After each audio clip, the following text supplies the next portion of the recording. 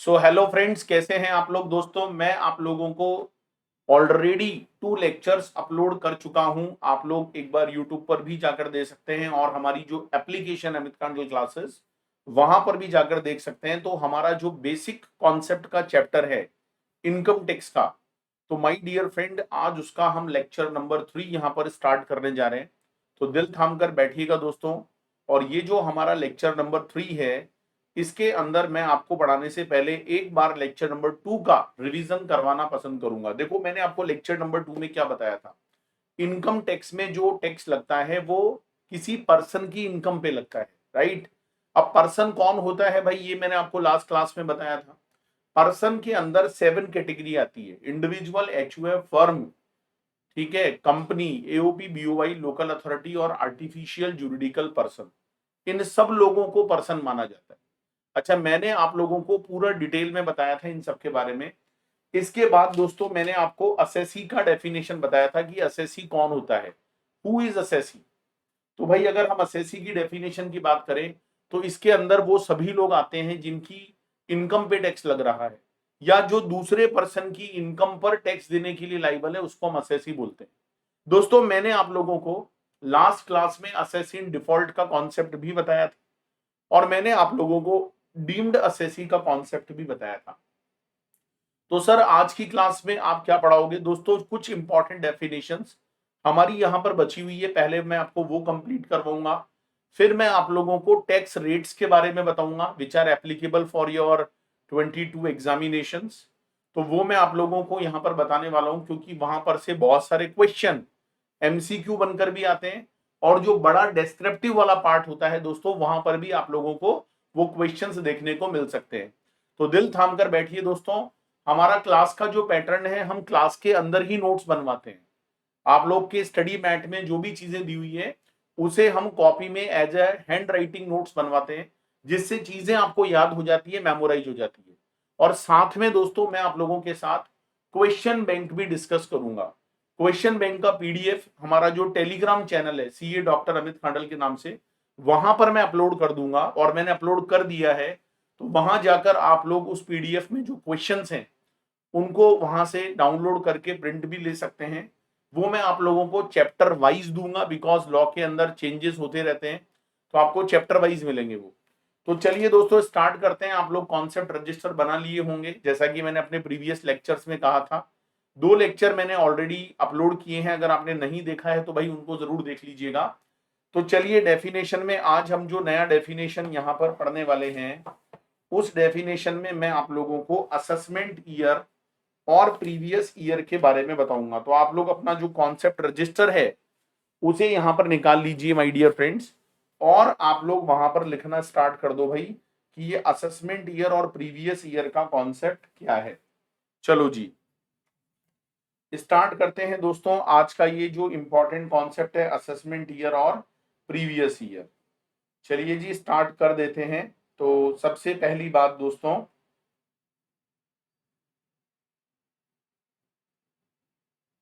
तो देखो भाई, आज की क्लास में हम स्टार्ट करते हैं कि असेसमेंट ईयर क्या होता है और प्रीवियस ईयर क्या होता है। ये दोनों बातें आज मैं आप लोगों को यहाँ पर बताऊंगा।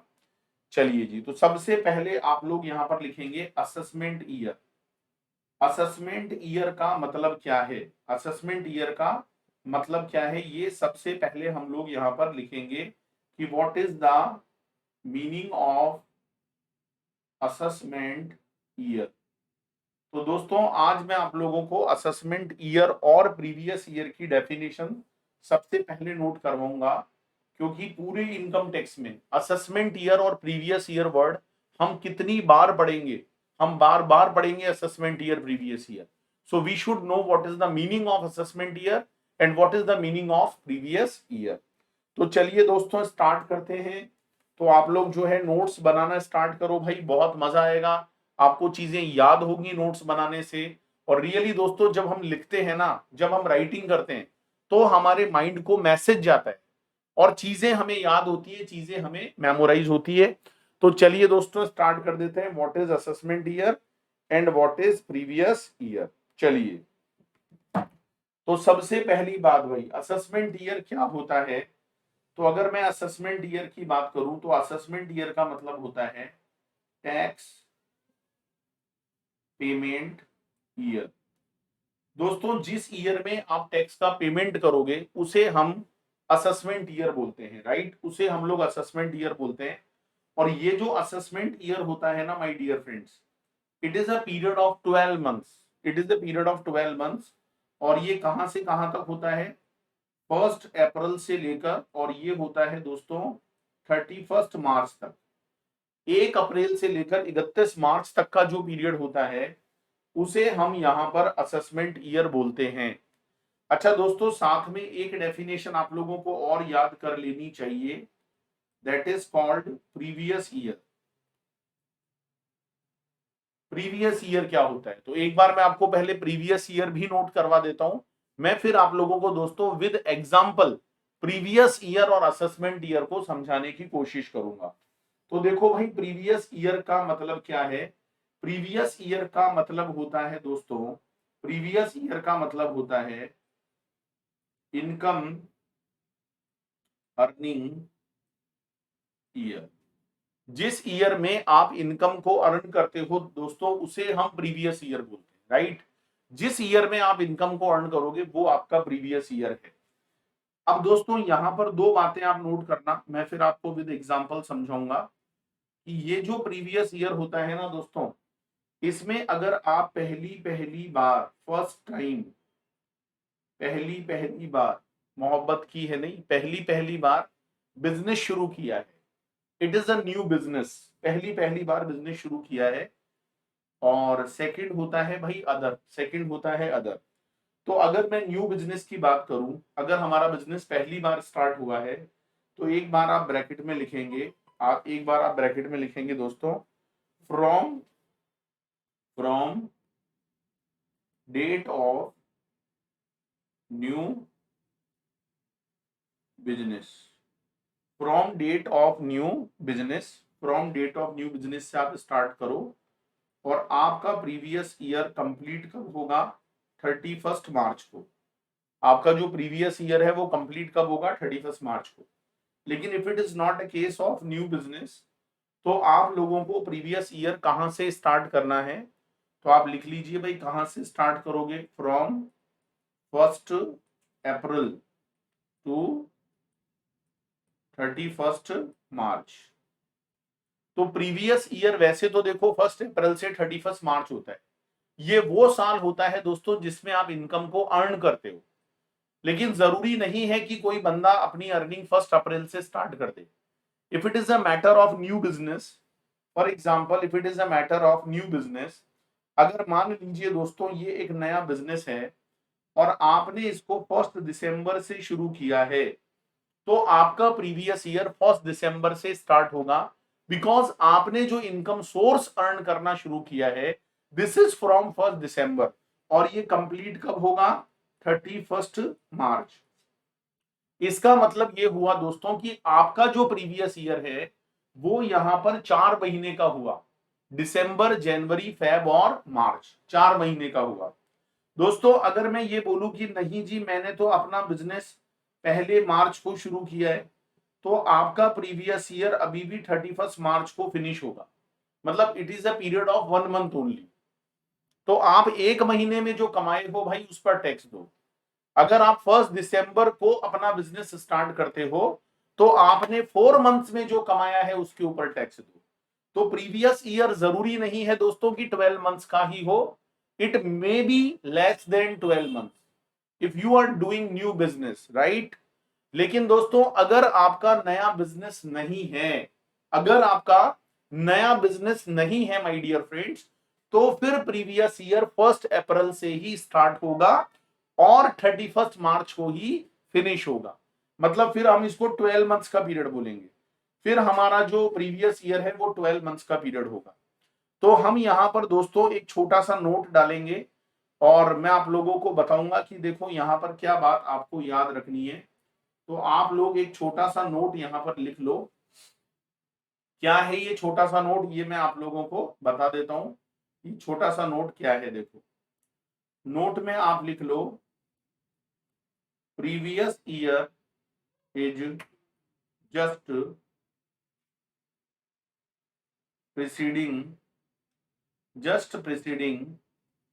To assessment year. Previous year जो होता है भाई, वो असेसमेंट ईयर से पहले वाला साल होता है। जैसे फॉर एग्जांपल मान लो जी आपने अर्निंग कमाई है 2021 2022 में, अभी 21 22 चल रहा है, ठीक है, अभी 21 22 चल रहा है, तो ये आपका अर्निंग ईयर है। आपने 1 अप्रैल 2021 से कमाना शुरू कर दिया, तो ये आपका अर्निंग ईयर है, जिसे हम बोलेंगे प्रीवियस ईयर, इसको हम प्रीवियस ईयर बोलेंगे। बताओ दोस्तों, अगर आप 21 22 में कोई भी इनकम अर्न करते हो, 1 अप्रैल 2021 से कमाना शुरू करते हो और 31 मार्च 2020 तक कमाते हो, तो ये जो कमाने वाला साल है दोस्तों, इसे हम लोग यहां पर प्रीवियस ईयर बोलेंगे। इसे हम लोग क्या बोलेंगे? प्रीवियस ईयर बोलेंगे। अच्छा दोस्तों, इसका असेसमेंट ईयर कौन सा होगा? इसके जस्ट बाद वाला ईयर, मतलब 2022 2023, 2022 और 2023, ये होगा यहां पर। ये हमारा जो है असेसमेंट ईयर यहां पर होने वाला है।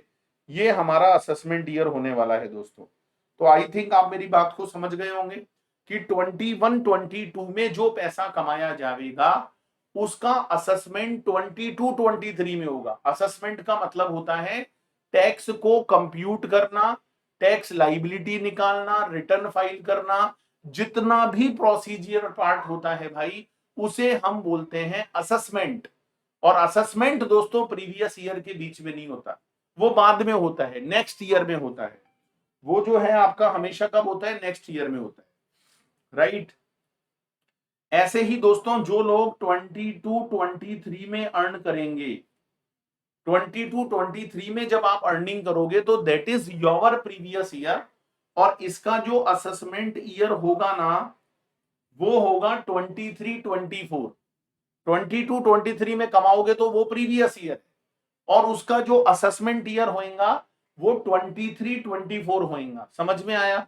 तो जिस ईयर में पैसा कमाते हो वो प्रीवियस ईयर होता है, और उस कमाई हुई इनकम पर जब आप टैक्स देते हो, इनकम टैक्स में रिटर्न फाइल करते हो, बहुत सारे काम करने पड़ते हैं भाई, वो सारे काम असेसमेंट ईयर में होते हैं।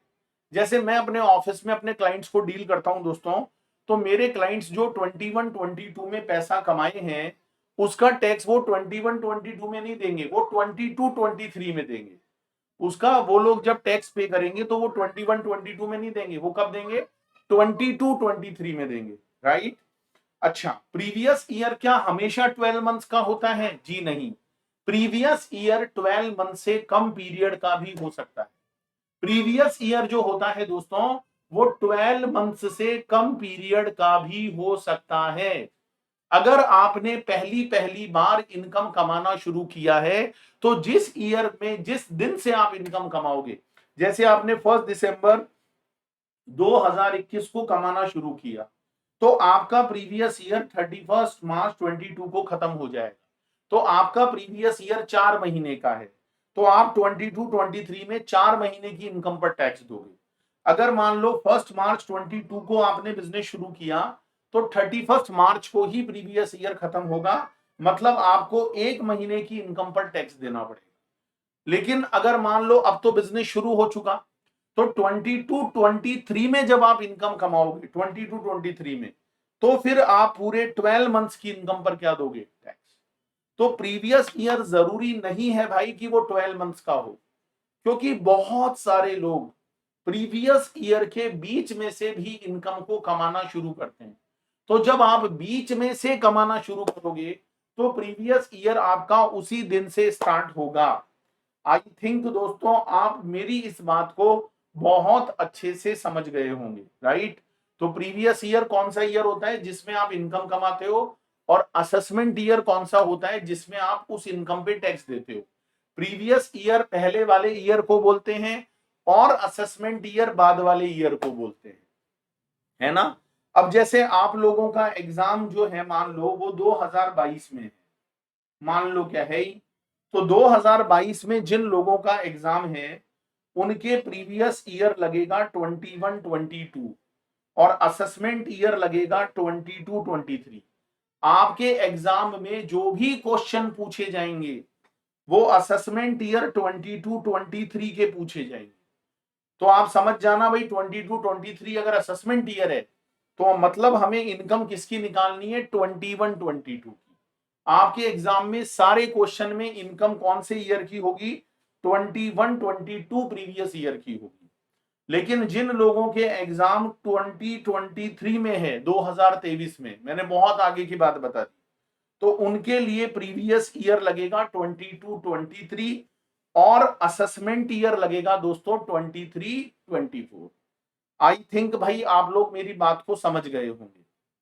अब देखो हमारे ऑफिस में कई बार क्या होता है, जैसे हम क्लाइंट से कहते हैं कि सर आपकी 21-22 की रिटर्न फाइल करनी है। रिटर्न का मतलब होता है इनकम। जब आप लोग ट्रेनिंग पे जाओगे तो देखना ऑफिस में आपको बहुत सारे क्लाइंट्स का रिटर्न ऑफ इनकम भरना पड़ता है, सुना होगा आप लोगों ने।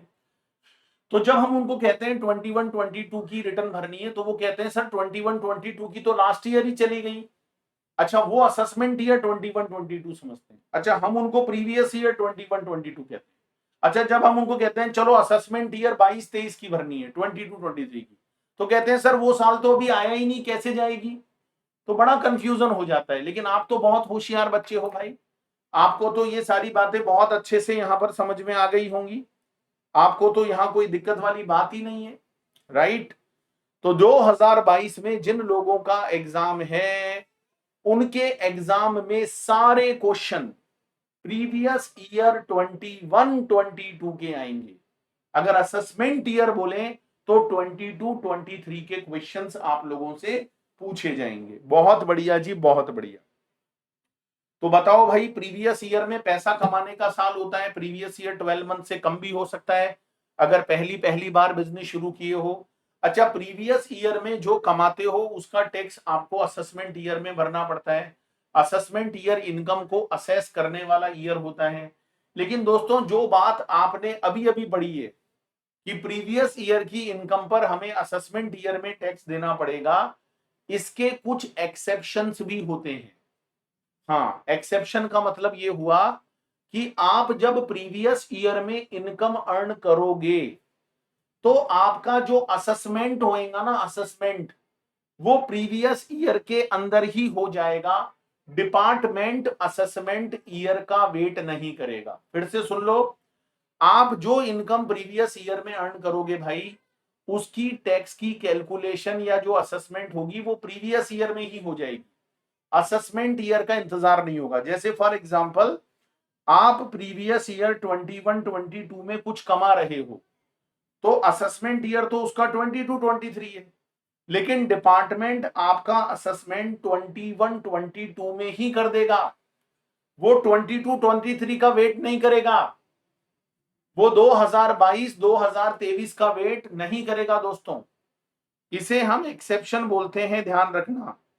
इसे हम लोग क्या बोलते हैं भाई, एक्सेप्शन बोलते हैं। बात समझ में आ रही है? हाँ सर, बहुत जोर से बात समझ में आ रही है। चलो, अब वो एक्सेप्शन आपको याद होना जरूरी है क्योंकि आपके एग्जाम में कई बार एमसीक्यू बेस्ड क्वेश्चन आते हैं, ठीक है। कई एग्जाम्स में आपका डिस्क्रिप्टिव भी आता है, तो ये बहुत जरूरी है, आपको याद होना चाहिए। चलो, तो मैं आपको एक्सेप्शन लिखवाता हूं और आप यहां पर एक हेडिंग डाल लो। देखो, सबसे पहले जनरल रूल। अगर मैं इनकम टैक्स का जनरल रूल आप लोगों को बताऊं तो जनरल रूल तो क्या है, देखो, income of income of income of income of previous year is taxable in assessment year. Income of previous year is taxable in assessment year. जो इनकम होती है प्रीवियस ईयर की वो हमेशा असेसमेंट ईयर में टैक्सेबल होती है। ये तो हो गया भाई हमारा जनरल रूल कि प्रीवियस ईयर में कमाओगे तो असेसमेंट ईयर में आपको टैक्स देना पड़ेगा। लेकिन भाई लोगों, इसके कुछ एक्सेप्शन है, वो नोट कर लो, and these are important one for your exam. अभी आपको मैं सारे नोट्स बनवा दूंगा ना, तो फिर हम क्वेश्चंस भी सॉल्व करेंगे। क्वेश्चन बैंक है दोस्तों, मैंने टेलीग्राम चैनल पर डाल रखा है। टेलीग्राम चैनल है मेरा, Telegram channel CA doctor Amit Khandal, CADR Amit Khandal, ठीक है। Exception to general rule. अब ये भाई एक्सेप्शन टू जनरल रूल क्या है? एक्सेप्शन टू जनरल रूल क्या है? यहां से दोस्तों डेफिनेटली MCQ बेस्ड क्वेश्चन बनते हैं। यहां पर आपके MCQ बेस्ड क्वेश्चंस बनते हैं। तो एक बार आप इसको नोट कर लो भाई, ऐसे कौन कौन से एक्सेप्शन है, फिर मैं आपको वन बाय वन उनको भी डिस्क्राइब करते हुए चलूंगा। तो फर्स्ट पॉइंट आप लोग यहां पर लिख लो, income of non resident shipping business. सबसे पहला लिख लो भाई, income of non resident shipping business, ठीक है। सेकंड पॉइंट लिख लो, income of person leaves India. दोस्तों जब खुद से नोट्स बनाते हैं ना, तो एक अलग ही फील आता है और चीजें मेमोराइज होती है, चीजें याद होती है। Income of person leaves India permanently, permanently और फॉर लॉन्ग ड्यूरेशन। एक बार आप इनको पूरा नोट कर लो, फिर मैं आपको डिटेल में समझाऊंगा। For long duration. Third point आप लोग लिख लीजिए यहां पर, इनकम ऑफ डिसकंटिन्यूड,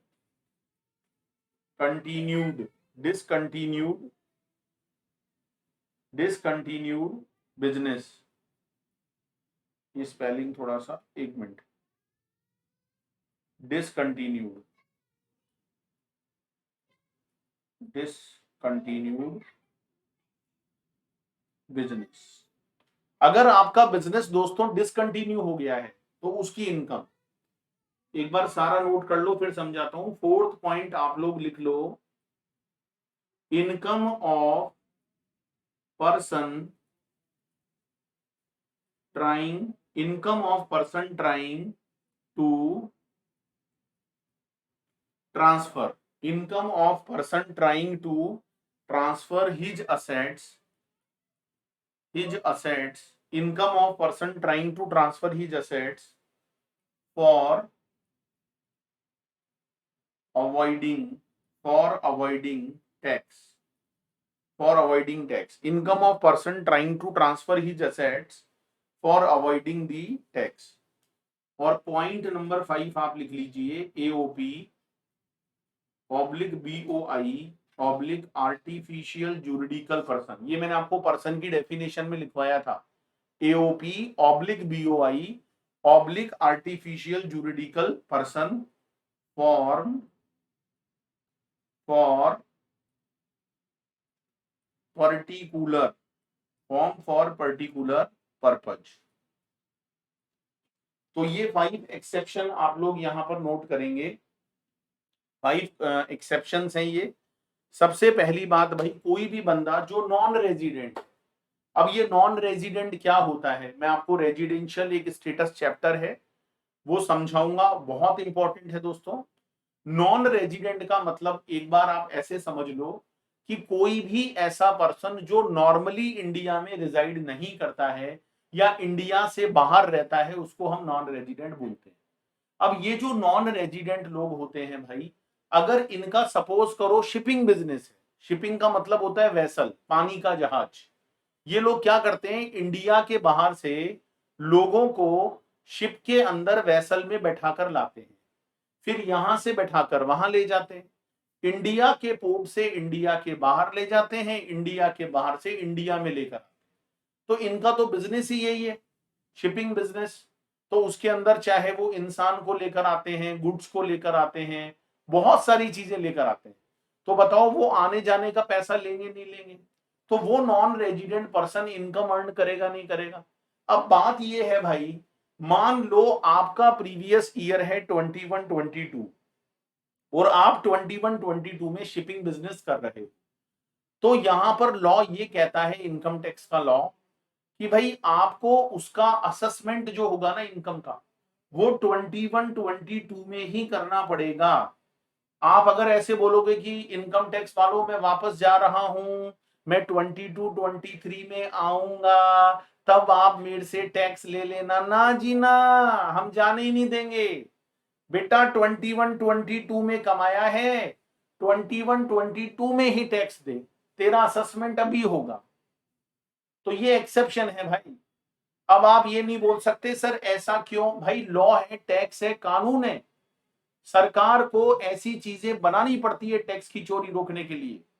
भाई कल को बिलायती है, बिलायती परदेसी, परदेसी जाना नहीं। अब परदेसी व्यक्ति है भाई, बाहर चला गया, क्या भरोसा आए ना आए, हम इंतजार कर रहे हैं, आएगा, आने वाला, आया ही नहीं। तो पहला एक्सेप्शन हो गया income of non resident shipping business, right. Second exception देखो, income of person leaves India permanently. कोई पर्सन परमानेंटली इंडिया छोड़कर जा रहा है या लॉन्ग ड्यूरेशन के लिए जा रहा है, जैसे विजय माल्या, विजय माल्या का नाम सुना होगा आपने। अब विजय माल्या ने क्या किया जी, लोन वोन ले लिए, उसको पता था कि बैंक वाले छोड़ेंगे नहीं, पुलिस छोड़ेगी नहीं, तो वो क्या कर लिया जी, इंडिया से भाग गया और इंडिया के बाहर चला गया, परमानेंटली चला गया इंडिया के बाहर। अब ऐसे लोग अगर मान लो जो इंडिया छोड़कर भाग रहे हैं या लंबे पीरियड के लिए जा रहे हैं और सरकार को पता लग जाए कि भाई ये बंदा तो अब इंडिया में आएगा नहीं, तो क्या सरकार उसे जाने देगी? नहीं, सरकार कहेगी बेटा तुम 21 22 में इनकम कमाए हो, कहां भाग कर जा रहे हो, कि सरकार में आऊंगा ना 22 23 में, कि नहीं अभी के अभी टैक्स दे। सर सरकार को पता कैसे चलता है भाई साहब, जब आप विदेश में जाते हो ना, जब आप फॉरेन कंट्री में जाते हो तो आपको यहाँ पर वीजा अप्लाई करना पड़ता है। वीजा का नाम सुना है आप लोगों ने? तो वीजा से पता लग जाता है कि आप परमानेंट जा रहे हो इंडिया के बाद।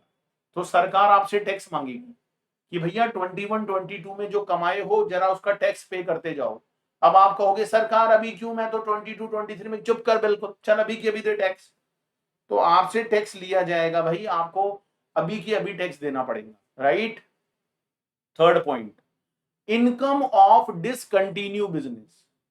मान लो जी हमारा बिजनेस ही डिसकंटिन्यू हो गया, हमने बिजनेस 21 22 में अपना डिसकंटिन्यू कर दिया, हमने अपने बिजनेस को क्या कर दिया, डिसकंटिन्यू कर दिया।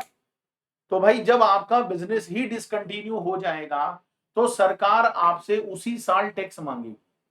जैसे 21 22 में अगर आप अपने बिजनेस को बंद कर दोगे, डिसकंटिन्यू कर दोगे, तो सरकार आपसे उस बिजनेस पर अभी की अभी टैक्स मांगेगी, क्योंकि भाई बाद में पता नहीं है ना तुम टैक्स दो ना दो। तो डिसकंटिन्यू जो बिजनेस होता है, जो प्रीवियस ईयर में ही बंद हो रहा है, उसका टैक्स गवर्नमेंट आपसे प्रीवियस ईयर में मांग सकती है, आपका असेसमेंट 21 22 में कर सकती है। फोर्थ एक्सेप्शन क्या है, income of person trying to transfer.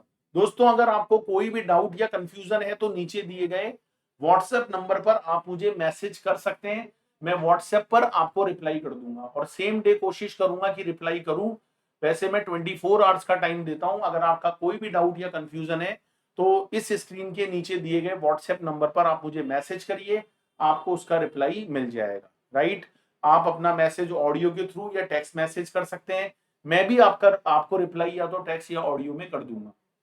अच्छा, फोर्थ एक्सेप्शन क्या कहता है, income of person trying to transfer his asset for avoiding tax. जैसे सपोज करो एक बंदा है, मतलब आपको मैं बिल्कुल लाइव एग्जांपल देता हूं, हमारे ऑफिस में एक क्लाइंट थी, तो उनके इनकम टैक्स का नोटिस आ गया, तो वो मेरे पास दौड़ी दौड़ी आई कि सर सर बचाओ बचाओ। मैंने कहा भाई क्या बात हो गया, कि जी इनकम टैक्स वाले टैक्स मांग रहे हैं मेरी कोई इनकम जो मैंने छिपाई थी। तो मैंने कहा भाई टैक्स दे दो, कि कहां से दे दूं, मेरे पास पैसे नहीं है। तो मुझे कहती है सर एक बात बताओ, अगर टैक्स नहीं देंगे तो क्या हो जाएगा। तो मैंने बोला भाई आपके पास अगर कोई प्रॉपर्टी है, असेट है, तो इनकम टैक्स वाले उसे बेचकर टैक्स की रिकवरी करेंगे। कि अच्छा, कि हाँ, कि जी मेरे पास 2 मकान मेरे नाम है, तो मैं अपनी जो बेटियां हैं, डॉटर्स हैं, उनके नाम कर दूंगी, फिर मेरे पास तो कुछ रहेगा भी नहीं, देखती हूँ कैसे टैक्स मांगेंगे, और ज्यादा से ज्यादा जेल में डालेंगे तो भाई घर जेल में खाना खा लूंगी, मेरे की फर्क पैंदा है। मैंने कहा जय हो जी, महान प्राणी हो तुम, महान प्राणी हो। तो कई बार लोग क्या करते हैं भाई, टैक्स से बचने के लिए अपनी असेट्स को, अपनी प्रॉपर्टी को ट्रांसफर करने लग जाते हैं, कि भाई कल को अगर इनकम टैक्स वालों की नजर पड़ गई तो वो छोड़ेंगे नहीं और प्रॉपर्टी को बेचकर रिकवरी करेंगे। तो ऐसे में गवर्नमेंट क्या करती है, गवर्नमेंट ये कहती है कि अगर कोई बंदा टैक्स से बचने के लिए, अगर कोई बंदा टैक्स से बचने के लिए अपनी प्रॉपर्टी को ट्रांसफर कर रहा है, प्रीवियस ईयर है सपोज करो 21 22 और उसी में ट्रांसफर कर रहा है, तो गवर्नमेंट वेट नहीं करेगी असेसमेंट ईयर का दोस्तों, 21 22 के अंदर ही असेसमेंट किया जाएगा, असेसमेंट किया जाएगा 21 22 के अंदर। जिस ईयर में आप प्रॉपर्टी को ट्रांसफर कर रहे हो टैक्स से बचने के लिए, उसी ईयर में आपका असेसमेंट किया जाएगा माय डियर फ्रेंड, उसी ईयर में आपका असेसमेंट किया जाएगा। बोलो भाई बात समझ में आई या नहीं आई? इसके बाद में एक एओपी होती है, एक बीओआई होती है। अब कहोगे सर ये एओपी बीओआई क्या है? दोस्तों मैंने लास्ट क्लास में समझाया था, एओपी का फुल फॉर्म होता है एसोसिएशन ऑफ पर्सन, बीओआई का फुल फॉर्म होता है बॉडी ऑफ इंडिविजुअल, क्या बोलते हैं, बॉडी ऑफ इंडिविजुअल, और एक होता है आर्टिफिशियल जुरिडिकल पर्सन। ये पर्सन की डेफिनेशन में मैंने आपको बहुत डिटेल से समझाया था। तो ये जो एओपी होती है, ये जो बीओआई होती है, ये जो आर्टिफिशियल जुरिडिकल पर्सन होते हैं भाई, जिन्हें किसी पर्टिकुलर पर्पज के लिए बनाया जाता है, किसी पर्टिकुलर इवेंट के लिए बनाया जाता है। मान लो जी हम कोई वेंचर स्टार्ट कर रहे हैं, मेरे दो या दो से ज्यादा दोस्त मिलकर, और हमने कोई एओपी बनाया, एसोसिएशन ऑफ पर्सन बनाया, हमने कोई बॉडी ऑफ इंडिविजुअल बनाया दोस्तों, और हमने क्या किया कि हमने जो पर्टिकुलर पर्पस के लिए वो एओपी बनाई थी, जो पर्टिकुलर जो हमारी बीओआई है उसके लिए हमने बीओआई बनाई थी, हमारा वो पर्पस ही रिजॉल्व हो गया, हमारा वो पर्पस ही रिजॉल्व हो गया। मतलब हमने किसी ऑब्जेक्ट के लिए कोई काम खोला था, हमने कोई क्लब बनाया था सपोज करो 6 महीने के लिए। अब वो जो क्लब हमने बनाया था वो 6 महीने के लिए बनाया था, और हमारा वो क्लब अब खत्म हो गया है दोस्तों, हमारी वो एक्टिविटी बंद हो गई है। तो हमें उस 6 मंथ्स में हमने जो क्लब बनाया था, हमने जो एसोसिएशन बनाया था, उसकी इनकम का असेसमेंट दोस्तों उसी प्रीवियस ईयर के अंदर करना पड़ेगा। असेसमेंट ईयर का इंतजार नहीं किया जाएगा, असेसमेंट ईयर का दोस्तों इंतजार नहीं किया जाएगा। तो ये 5 एक्सेप्शन आप लोग याद रखोगे, जहां पर प्रीवियस ईयर की जो इनकम होती है उसका असेसमेंट प्रीवियस ईयर के दौरान ही होगा, असेसमेंट ईयर का इंतजार नहीं किया जाएगा। कौन कौन से एक्सेप्शन है, पहला बोलो फटाफट से, नॉन रेजिडेंट की शिपिंग बिजनेस की इनकम। दूसरा होता है कोई भी बंदा इंडिया छोड़कर जा रहा है परमानेंटली या लॉन्ग ड्यूरेशन के लिए जा रहा है, जैसे विजय माल्या जी चले गए, माल्या जी नहीं Vijay Mallya. Income of discontinue business, business बीच में बंद हो गया भाई, या कोई भी बंदा टैक्स से बचने के लिए अपनी एसेट्स को क्या कर रहा है, ट्रांसफर, या कोई भी एओपी, कोई भी बीओआई, कोई भी आर्टिफिशियल जुडिकल पर्सन अगर किसी पर्टिकुलर पर्पज के लिए बनाए गए हैं और वो पर्पज हमारा यहां पर क्या हो जाता है भाई, रिजॉल्व हो जाता है, रिजॉल्व, ठीक है, तो हमें प्रीवियस ईयर में ही असेसमेंट करवाना पड़ेगा। सरकार दोस्तों असेसमेंट ईयर का इंतजार नहीं करेगी, राइट। याद रखना ये एक्सेप्शन एमसीक्यू में आपके सामने आ सकते हैं। चलो तो ये समझ में आया।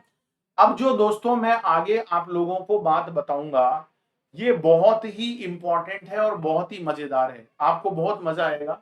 यहां पर हम बात करेंगे ब्लैक मनी ऑफ इंडिया। हम भारत में जो ब्लैक मनी होती है, जो काला धन होता है, काला धन, मोदी जी कहते हैं काला धन लाएंगे भारत के बाहर से, हर भारतीय के खाते में 15-15 लाख आएगा। तो वो ब्लैक मनी जो भारत के अंदर है, एक भारत के बाहर है। तो मैं भारत के बाहर जो ब्लैक मनी है उसकी बात नहीं कर रहा, मैं इंडिया के अंदर जो ब्लैक मनी। अब आप कहोगे सर ये ब्लैक मनी क्या होती है? ब्लैक मनी का मतलब ऐसा नहीं है कि उसका कलर ब्लैक होता है दोस्तों। ब्लैक मनी का मतलब है वो इनकम जो आपने छिपाई है, छिपाने को क्या बोलते हैं, इवेजन। वो इनकम जिसका आपने इवेजन किया है, वो इनकम जिसे आपने छिपाया है, इवेड किया है, तो उसे हम ब्लैक मनी बोलते हैं, उसे हम ब्लैक मनी बोलते हैं। और दोस्तों डिपार्टमेंट जो होता है ना इनकम टैक्स का, वो क्या करता है कि वो ब्लैक मनी वाली इनकम को बहुत खतरनाक तरीके से टैक्स लगाता है। और मैं आपको सच बता दूं दोस्तों, उसके ऊपर जो टैक्स की रेट होती है ना, टैक्स की रेट, वो भी बहुत ज्यादा होती है, बहुत ज्यादा टैक्स की रेट होती है दोस्तों। चलिए मैं आप लोगों को बताता हूं दोस्तों कि कौन कौन सी सिचुएशन है ब्लैक मनी वाली इनकम की, उसके बारे में मैं आप लोगों को बताता हूं। चलिए,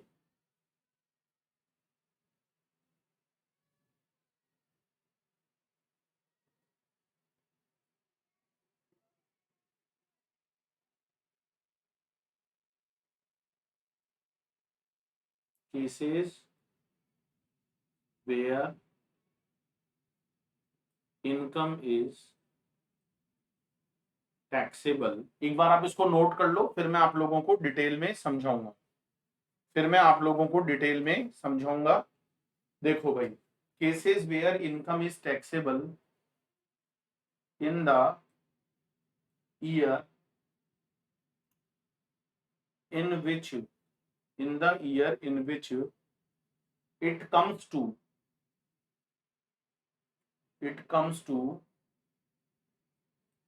notice of department,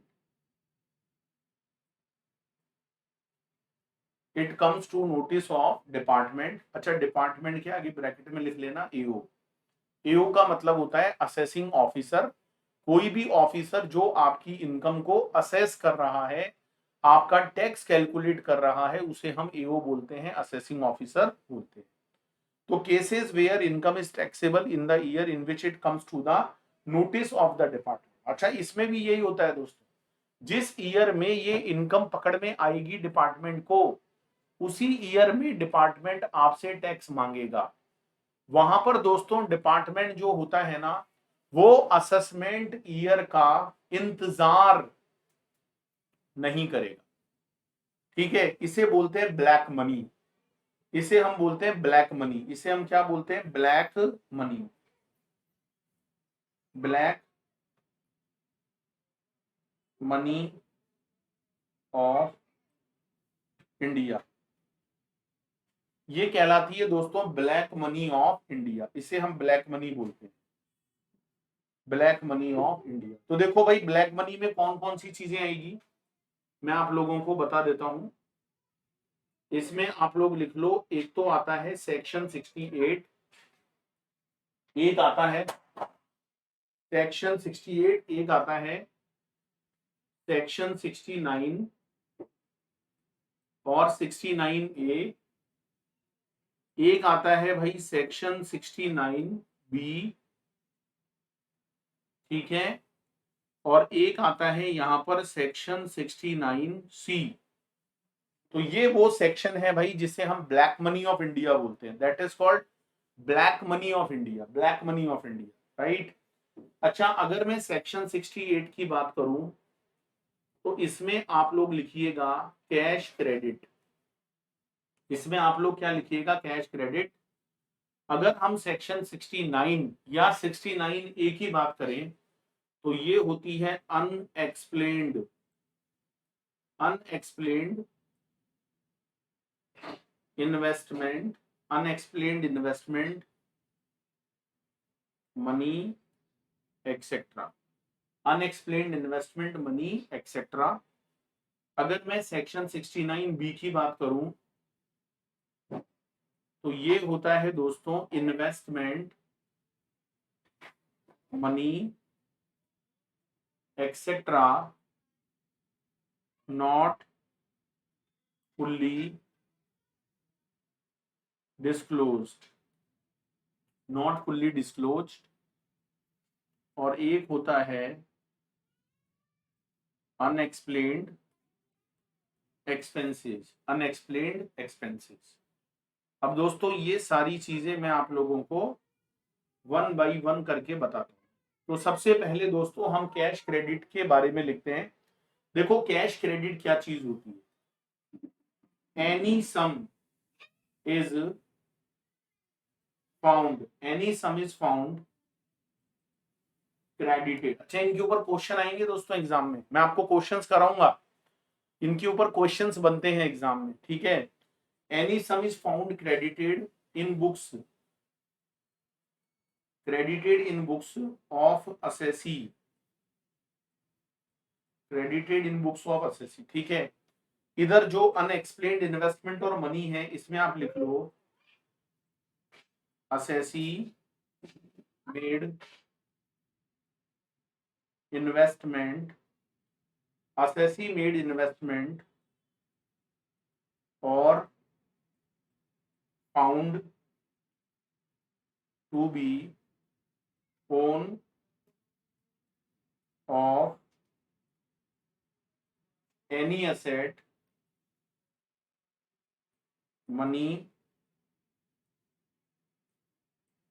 jewelry, money, jewelry, money, jewelry, etc. not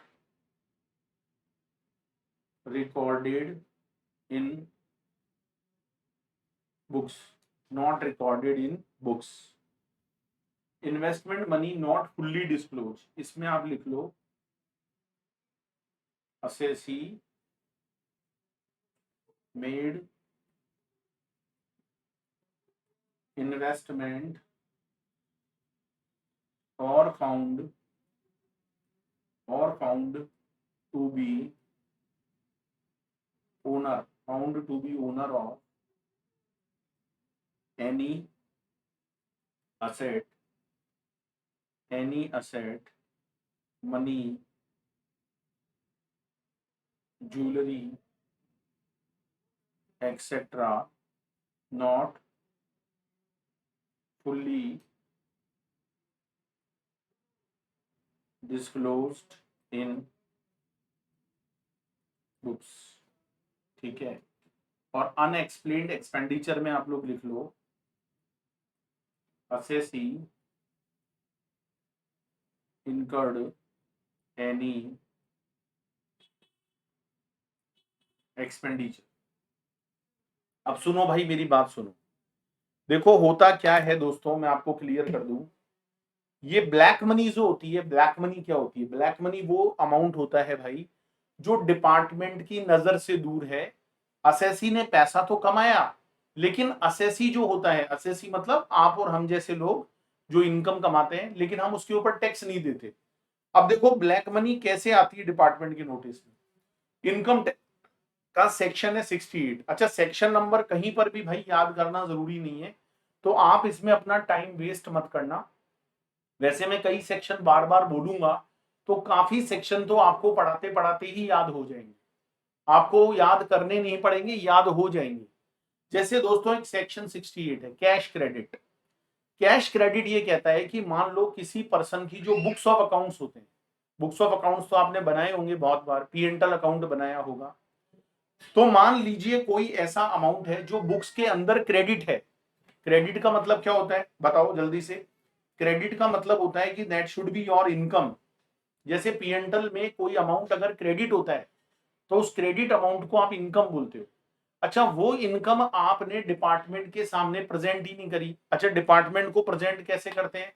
एक रिटर्न ऑफ इनकम होती है भाई, जिसको हम बोलते हैं फॉर्मेट। तो वो जो फॉर्मेट होता है उसमें आपको अपनी इनकम दिखानी पड़ती है। अब सपोज करो दोस्तों, आपने क्या किया भाई, इनकम तो कमाई थी और आपकी बुक्स में वो दिख भी रही है कि क्रेडिटेड है, लेकिन आपने उसे डिपार्टमेंट के सामने प्रेजेंट नहीं किया, रिटर्न में शो नहीं किया। जब हम आपसे पूछते हैं तो आप कहते हो जी मुझे पता नहीं है, मेरे पास कोई एक्सप्लेनेशन नहीं है। आपके हाथ पैर फूल जाते हैं, आपको पसीना आने लगता है, आपका गला सूख जाता है। तो इसका मतलब भाई वो आपकी ब्लैक मनी थी जिस पर आपने टैक्स नहीं दिया, वो आपकी बुक्स में तो है लेकिन आपने रिटर्न में शो नहीं की। That should be treated as your black money income. अच्छा बताओ भाई, इसके लिए असेसमेंट ईयर का वेट करेगा क्या डिपार्टमेंट? नहीं। जिस प्रीवियस ईयर में पकड़ में आएगी उसी प्रीवियस ईयर में असेसमेंट कर दिया जाएगा, टैक्स ले लिया जाएगा। 69 और 69A ये जो दो सेक्शन है इनकम टैक्स के, ये कहते हैं अनएक्सप्लेन्ड इन्वेस्टमेंट और मनी। सपोज करो दोस्तों आपके घर पर इनकम टैक्स का छापा पड़ गया, छापा नाम सुना होगा आपने, छापा, इनकम टैक्स रेड हो गई। अच्छा, रेड में क्या होता है? इनकम टैक्स वाले, आपने रेड मूवी भी देखी होगी, तो इनकम टैक्स वाले क्या करते हैं भाई, डिपार्टमेंट वाले आपके घर पे आ जाते हैं और चेकिंग करते हैं। अब वो क्या करते हैं, जब चेकिंग करते हैं तो घर से बाहर नहीं जा सकते, बाहर से अंदर नहीं आने देते किसी को। अब वहां पर सपोज करो बहुत सारे इन्वेस्टमेंट के डॉक्यूमेंट्स मिल गए, आपने बहुत सारी प्रॉपर्टी खरीद रखी थी, आपके जो गिद्दा है जिस पर आप सोते थे डबल बेड, उसके अंदर नोट ही नोट भरे हुए हैं, बहुत सारा पैसा मिल गया आपके घर के अंदर। आपने जो है अपनी जो नीचे टाइल्स होती है, जमीन होती है, उस तक को उखाड़ देते हैं इनकम टैक्स वाले, उसमें आपके बहुत सारा सोना मिल गया। सोना कितना सोना है, सोना मिल गया वहां पर। तो भाई जब आपसे पूछा गया कि बताओ भाई तुमने इतना सारा जो ये इन्वेस्टमेंट कर रखा है गोल्ड में, सिल्वर में, इमूवेबल प्रॉपर्टी में, ये तुमने कभी हमको तो बताया नहीं। अब आप उसका कोई एक्सप्लेनेशन ही नहीं दे पा रहे हो, आपके पास कोई जवाब ही नहीं है, आप चुप हो गए। तो भाई वो जितना भी इन्वेस्टमेंट है, वो जितनी भी मनी है जो कि अनडिस्क्लोज है, अनएक्सप्लेन्ड है भाई, उसे आपकी इनकम मान लिया जाए। So assessee made investment or found to be own of any asset, money, jewelry, and it is not recorded in your books. अच्छा, वो आपने बुक्स में भी रिकॉर्ड नहीं करी, क्योंकि अगर बुक्स में रिकॉर्ड कर लेते तो पता चल जाता।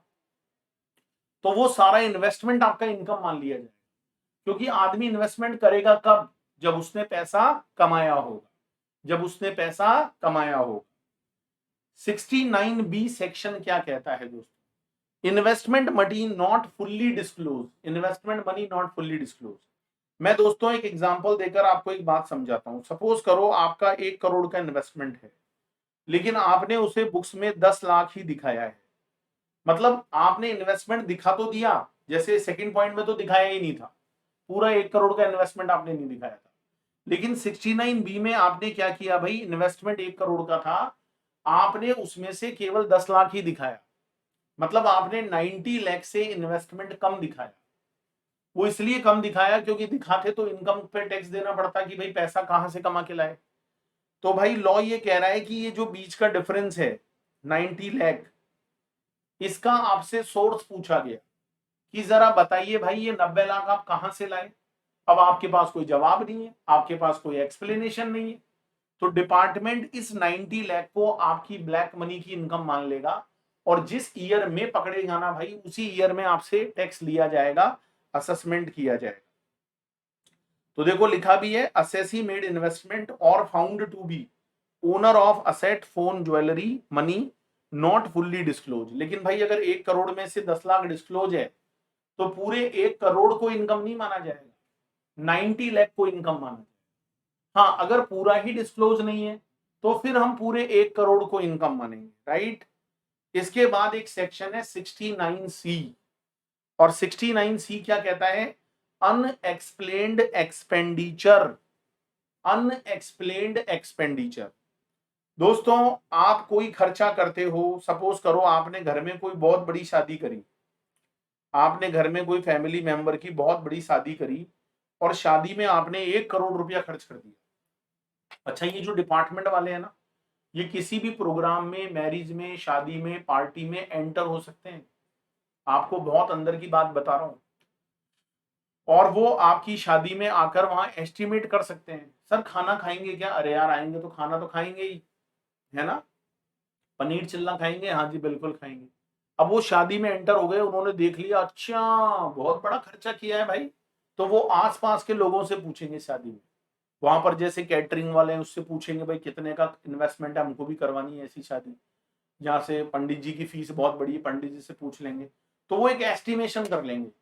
और जैसे ही शादी कंक्लूड होगी, लॉ में लिखा हुआ है शादी को बीच में डिस्टर्ब नहीं करेंगे, जैसे ही वो प्रोग्राम कंक्लूड होगा, विदाई हो जाएगी, है ना, बेटी अपने ससुराल चली जाएगी, उसके बाद बुलाएंगे, भाई बताओ 1 करोड़ लगाया है कहां से लाए। अरे 1 करोड़ क्या, 10 करोड़ लगाओ भाई, हमें दिक्कत नहीं है, हमें तो सोर्स बता दो। अब आपकी इनकम टैक्स रिटर्न आपने कभी आज तक भरी नहीं, 1 लाख 2 लाख से ज्यादा इनकम आप दिखाते नहीं, और 1-1 2-2 करोड़ आप शादी में लगा रहे हो, 10 करोड़ शादी में लगा रहे हो। तो भाई जब आप उसका सोर्स नहीं दे पाओगे, जब आपके पास कोई एक्सप्लेनेशन नहीं है, अच्छा आप जिसका नाम लोगे जी मैंने इनसे लिया, वो दूर हो जाएंगे, क्योंकि इनकम टैक्स वाले फिर उनके पीछे पड़ेंगे, वो कहेंगे साहब मैंने तो नहीं दिया, दिया भी होगा ना तो भी मना कर देंगे। हम मुझे एक बात बताओ दोस्तों, वो जो अमाउंट एक्सपेंडिचर किया वो अनएक्सप्लेन्ड है, आपने खर्चा किया वो अनएक्सप्लेन्ड है। तो लॉ कहता है कि खर्चा भी आदमी कब करता है भाई, जब वो इनकम को कमाता है, अरे जब आप इनकम कमाओगे तभी तो खर्च करोगे, तभी तो आप उसका एक्सपेंडिचर करोगे। तो लॉ कहता है कि वो खर्चा जो हुआ है ना 1 करोड़ का, जिसका आपके पास कोई सोर्स नहीं है, आपके पास एक्सप्लेनेशन नहीं है, उसे भी आपकी इनकम मान लिया जाए। That should also be treated as your income. दोस्तों वो भी आपकी इनकम मान ली जाएगी। बोलो भाई बात समझ में आई या नहीं आई? यस सर, बिल्कुल बात समझ में आ गई। तो कैश क्रेडिट बुक्स में कोई क्रेडिट एंट्री मिल रही है, एक्सप्लेनेशन नहीं है। 69 और 69 ये कहता है अनएक्सप्लेन्ड इन्वेस्टमेंट मनी है जिसे आपने बुक्स में कभी शो नहीं किया, या इन्वेस्टमेंट मनी को शो तो किया लेकिन फुल्ली डिस्क्लोज नहीं किया, या एक्सपेंडिचर किया लेकिन उसका सोर्स नहीं है कि पैसा कहां से आया। तो इन सारी सिचुएशन में, आप इसको नीचे लिख भी लो, इन सारी सिचुएशन में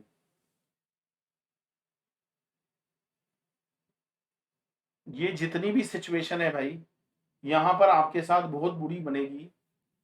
इन सब के लिए कॉमन पॉइंट लिखवा रहा हूं, एंड लगा के लिख लो, एंड assessee has no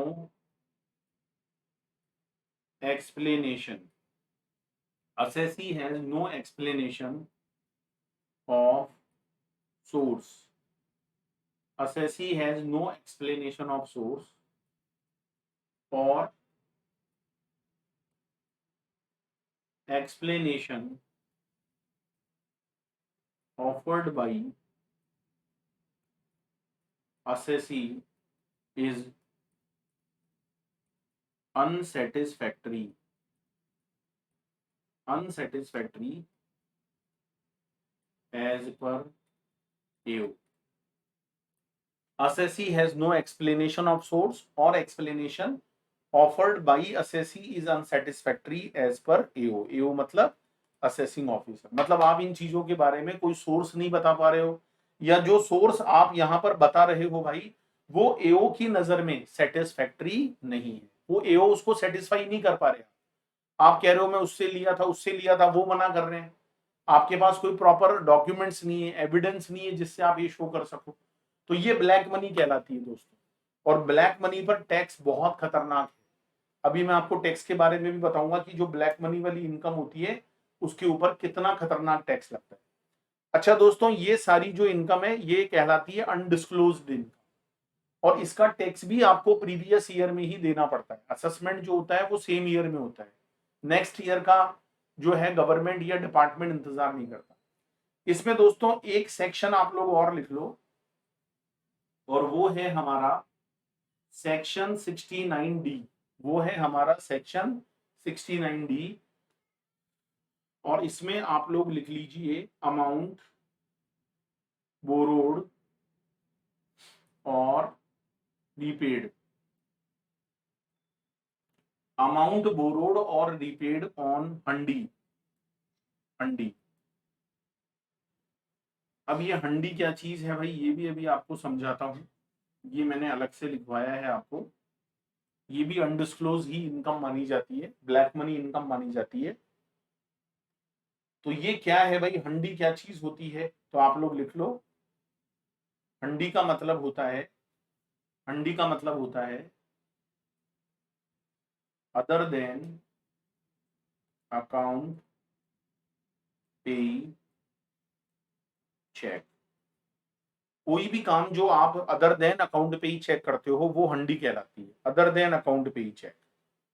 मतलब आप कैश में लेन देन करते हो, या जो बियरर चेक होता है, क्रॉस चेक होता है, बियरर और क्रॉस चेक समझते हो। देखो अकाउंट पे ही चेक अलग चीज है, अकाउंट पे ही में आप ऐसे लाइन खींच के उसमें लिखते हो चेक में अकाउंट पे ही होंगे। लेकिन जो कैश में होता है, जो बियरर चेक होता है, क्रॉस चेक होता है, अगर आप उसमें कोई भी अमाउंट बोरो करोगे या रीपे करोगे, एक बार लिख लो फिर समझाता हूं। अमाउंट बोरो करोगे या रीपे करोगे, deemed deemed to be deemed to be income of person, deemed to be income of person borrowing और repaying, deemed to be income of person borrowing or repaying. However, if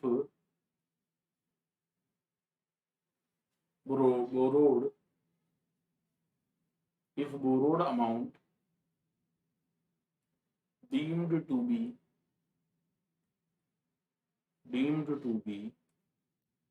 income earlier, same cannot be treated as income at the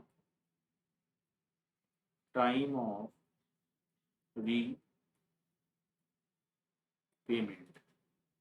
तो भाई मेरी बात को बहुत ध्यान से सुनिएगा। सपोज करो आपने किसी से 1 लाख रुपए का अमाउंट उधार लिया। अब वो जो पैसा आप उधार लेते हो, मतलब आप उसको बोरो करते हो और वो हंडी पर करते हो। हंडी का मतलब होता है जैसे आपने कैश में ले लिया 1 लाख रुपया, या आपने किसी क्रॉस चेक से ले लिया, मतलब उसमें अकाउंट पे ही चेक नहीं है। इसको बोलते हैं कि एक तरह से जो देशी तरीका होता है कैश में उधार लेन देन का। तो जो अमाउंट आप कैश में उधार करोगे बोरो, और कल को आप पकड़े गए, अब हम आपसे पूछ रहे हैं भाई बताओ ये 1 लाख कहाँ से आए। अब आप कह रहे हो भाई मैंने मिस्टर राम से उधार लिया था।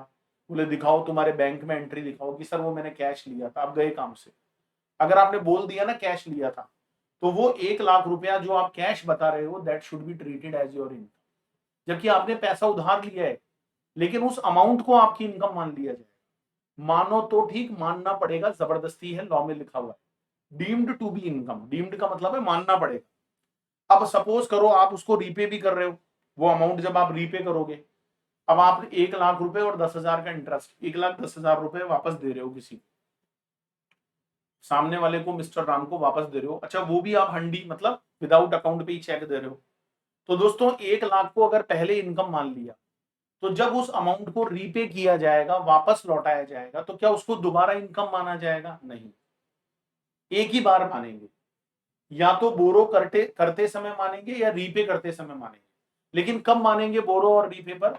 जब वो हंडी पर किया गया हो। हंडी क्या होती है? अदर देन अकाउंट पे ही चेक। कोई भी ट्रांजेक्शन जब अकाउंट पे ही चेक के थ्रू नहीं होता है तो उसे ऑन हंडी बोला जाता है। और in this case my dear friend क्या होता है कि उसे आपकी इनकम मान लिया जाता है। अच्छा एक बार अगर पैसा उधार लेते समय इनकम मान लिया है, तो जब आप उसका रीपेमेंट करोगे तो उसको दोबारा इनकम नहीं माना जाएगा। इट मे बी पॉसिबल कि आपने 1 लाख रुपया पहले अकाउंट पे ही चेक से लिया, तो उसको इनकम नहीं मानेंगे।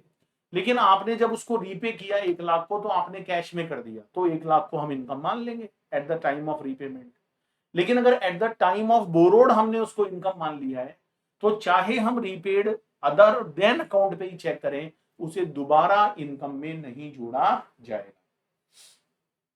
ठीक है, उसे जो है दोबारा इनकम में नहीं जोड़ा जाएगा। बोलो भाई क्लियर है? ठीक है भाई। अच्छा एक बात और बता दूं, यहां पर आप लोग नीचे नोट डालकर लिख लीजिएगा, no deduction but should be treated as income. ये जो ब्लैक मनी वाले सोर्स हैं, ये जो अनडिस्क्लोज सोर्स हैं भाई, इन्हें आपकी इनकम में जोड़ा जाएगा। ये बात बिल्कुल सही है। अब मान लो जी कोई इन्वेस्टमेंट था, या कोई मनी थी, या कोई भी ऐसी चीज थी भाई जिससे अगर पहले एक बार इनकम मान लिया गया है। अब आप कह रहे हो भाई मेरे से खर्चा भी तो हुआ, मैंने खर्चा भी तो किया। सपोज करो आपने बिजनेस में किसी को सैलरी पे करी, अब आपने उस सैलरी को बुक्स में रिकॉर्ड नहीं किया। बाद में वो खर्चा जब डिपार्टमेंट को पकड़ में आया, तो आप कह रहे हो कि हाँ मैं भूल गया था, ये हो गया था, वो हो गया था।